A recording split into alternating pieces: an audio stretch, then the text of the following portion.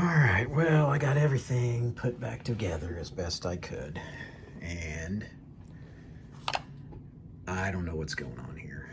So I've got just this little amp to test it. I got nothing here, but if I turn the knob, turn the tone, nothing. The volume does nothing.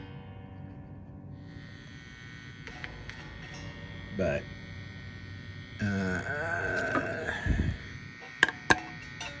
it's nothing coming from the pickups,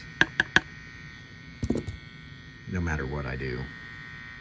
It almost wants to make some sort of noise. Where'd my screwdriver go?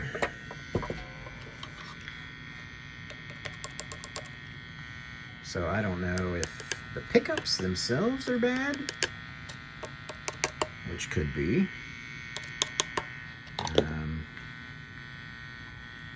But this is weird. So now the tone's not doing anything in any position, but the volume, if I go all the way one way, if I go all the way that way, it's off. If I turn the tone all the way this way, and then volume all the way that way, it's off. So this is what you call admitting defeat.